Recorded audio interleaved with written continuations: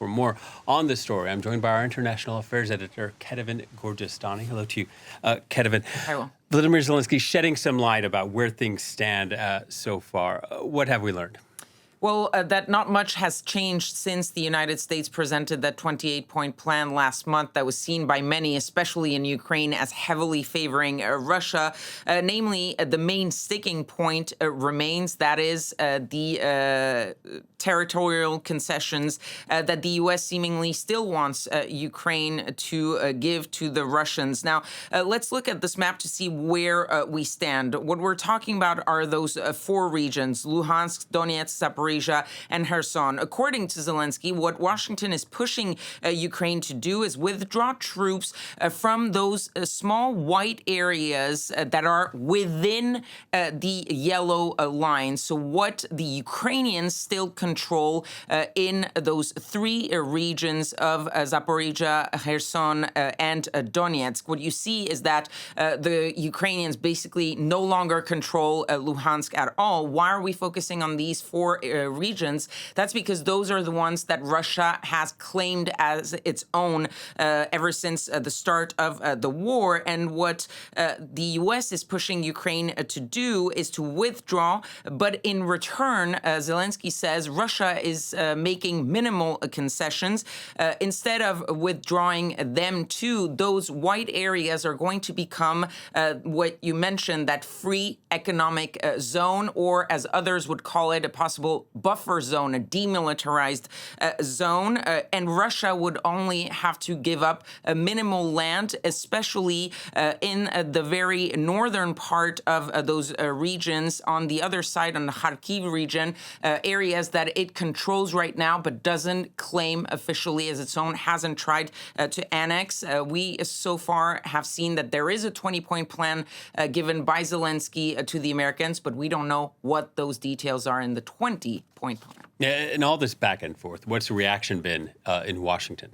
Well, look, Donald Trump, through his press secretary, expressed frustration at both sides this time. So not just frustration at the Ukrainians, but also frustration at the Russian. Really, what you're seeing is that the U.S. president is basically frustrated that he hasn't been able to end this war, not in 24 hours, not in a few weeks, not in a few months, as he had planned on doing.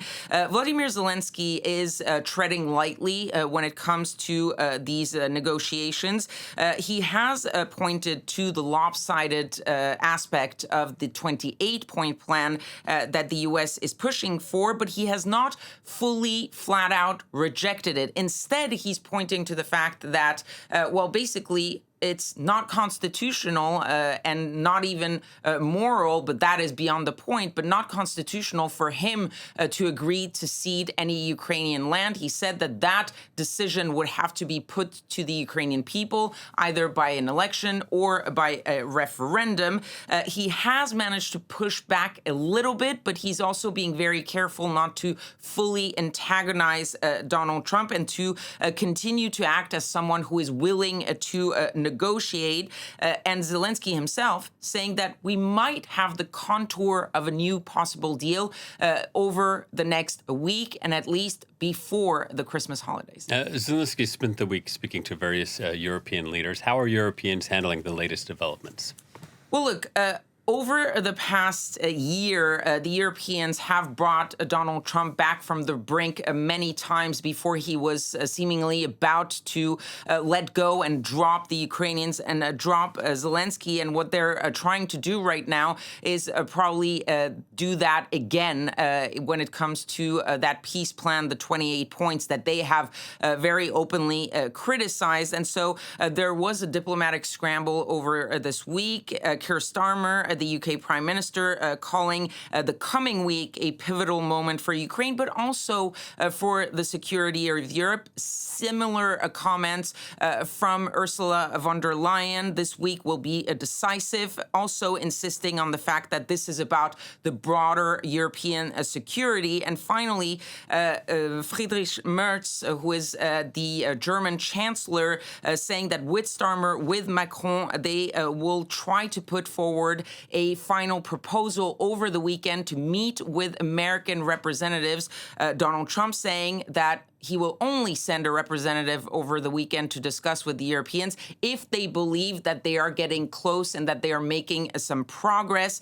One final thing to look out for today coming from the Europeans, a very important vote on not using the Russian frozen assets that we've been talking quite a lot about, but on making sure that these assets remain frozen in the long run. Right now, they're renewed every 6 months. Why is that important? Because that avoids having to deal with some countries in Europe who are a little bit more favorable to the Russians, like the Hungarians or the Slovaks. All right, Kethevane, thank you very much. Kethevane Gorjestani, our international affairs editor.